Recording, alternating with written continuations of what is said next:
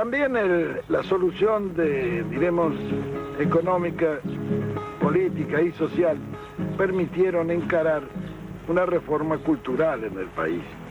Eso permitió también dar acceso popular a la universidad. Normalmente en la República Argentina en nuestra época había 4 millones de población estudiantil. De esos 4 millones, solamente 300.000 hacían los estudios secundarios. De manera que de la escuela primaria, que era obligatoria, a la enseñanza secundaria, ya había un descarte de 3.700.000 muchachos. De esos 300.000 iban a la universidad nunca más de 100.000 en todas las universidades. De manera que ya en esa etapa había otro descarte de 200.000. ¿Qué pasaba con estos 3 millones largos que al terminar la escuela primaria no podían ir al secundario porque no tenían medios, porque como la enseñanza era cara, ninguno de ellos podía seguir los estudios superiores? Y estos iban a los potreros, que eran las escuelas de delincuencia más conocidas. Y nosotros no tuvimos delincuencia infantil. ¿Por qué? Porque en Buenos Aires más de 50.000 muchachos tenían sus clubes. Se crearon 90 clubes de barrios, donde tenían en lo posible cancha de fútbol, de básquet, boxeo, gimnasia, en fin, todas las actividades deportivas. Esos clubes los hacía el Estado y se lo entregaba a los vecinos que lo administraban y lo llevaban adelante. Por otra parte, las escuelas profesionales, donde el chico iba, recibía un salario y a la vez estudiaba. Después de recibirse de operario, iban a la fábrica, estaban 3 años. De ahí podían pasar a las escuelas de aplicación, que eran escuelas para formar sobrestantes, jefes de talleres, etc. Después de estar allí, iban nuevamente a la industria y estaban 2 o 3 años y entonces tenían derecho a ingresar a la universidad obrera, de donde salían ingenieros de fábrica en cada una de las grandes especialidades de la industria. Eso fue para la masa.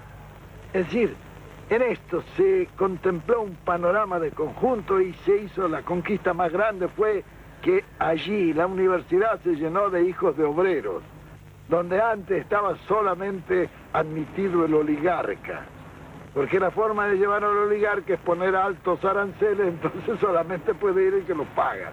Nosotros suprimimos todos los aranceles.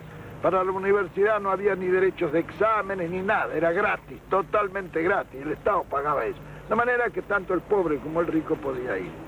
Era un crimen que estuviéramos seleccionando materia gris en círculos de 100.000 personas cuando lo podíamos seleccionar en 4 millones, que hubieran salido más abundantes. Bien, eso, en pocas palabras y dicho muy rápidamente, fue nuestra concepción con referencia a la reforma cultural.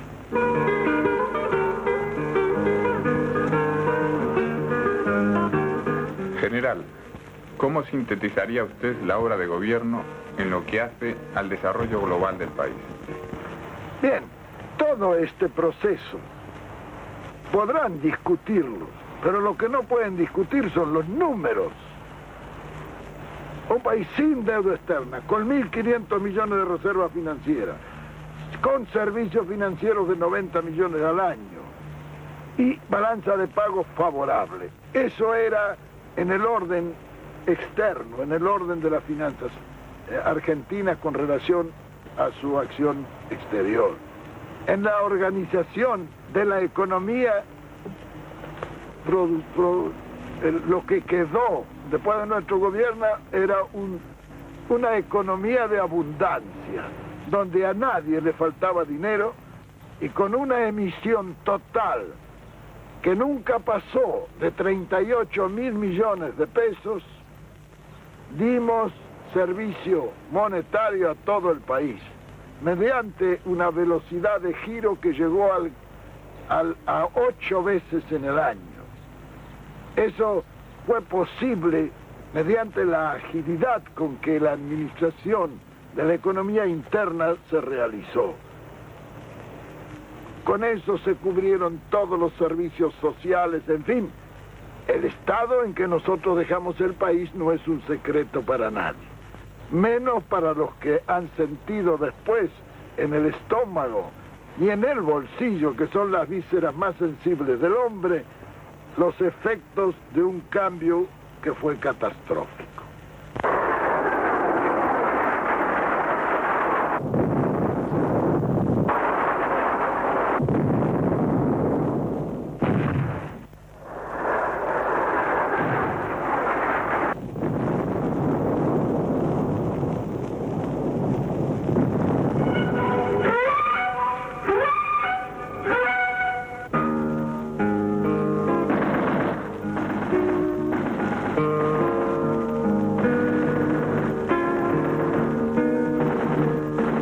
Frente a un gobierno que contaba con el apoyo democrático de las 2/3 partes del pueblo argentino, los sectores de la oposición responden con su primera medida libertadora. El 16 de junio de 1955, la población civil de Buenos Aires es bombardeada a mansalva.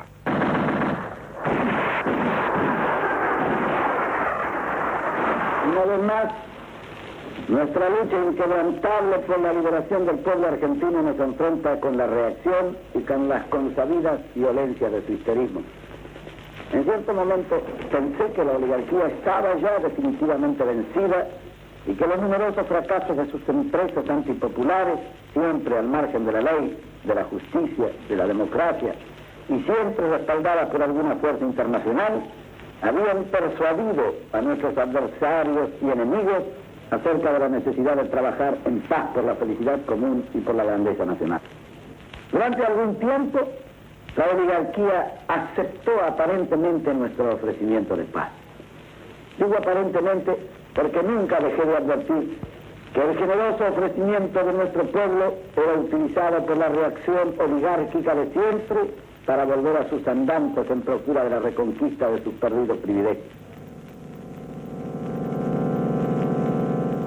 En 1949, poco después de su viaje a Europa, Eva Perón había convocado al secretariado de la CGT para proponer la organización de milicias populares.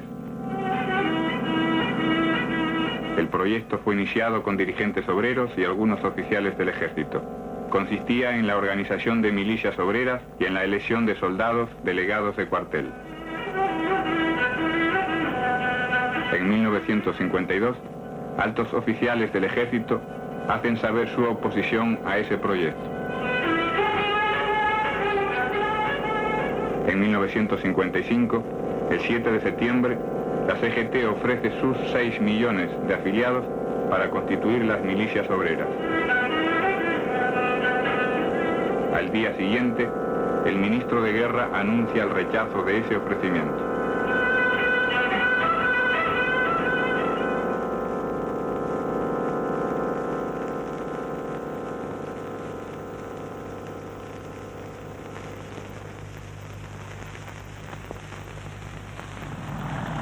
Ocho días después, los núcleos militares y civiles autotitulados Revolución Libertadora se alzan contra el poder popular constitucionalmente establecido.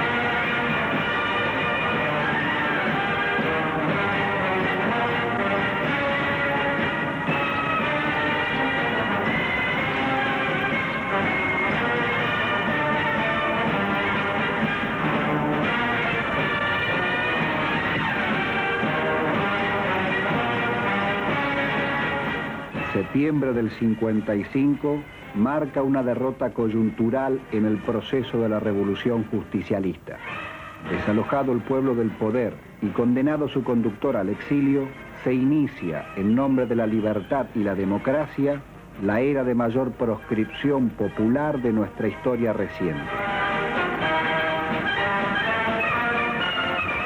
El Congreso es disuelto. Se proscribe al peronismo y queda prohibida la utilización de emblemas peronistas o mencionar, publicar o exhibir signos de ese carácter. Los comandos gorilas, con apoyo del ejército, asaltan las sedes de numerosos sindicatos.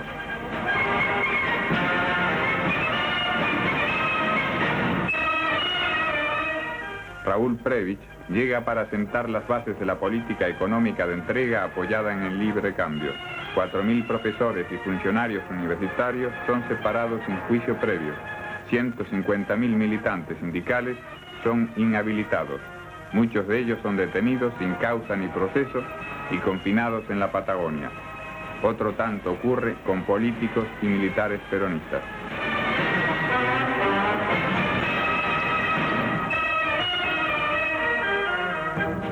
Es abolida la Constitución de 1949, que garantizaba los derechos del trabajador, de la familia, de la ancianidad, de la educación y la cultura. Vendrán los asesores militares yanquis, las operaciones militares conjuntas, la Junta Interamericana de Defensa, el Fondo Monetario Internacional y los grupos imperialistas pasarán a orientar la política económica nacional. Si a la caída del poder peronista no hay ninguna deuda externa, 3 años después esa deuda alcanzará los mismos niveles del año 43.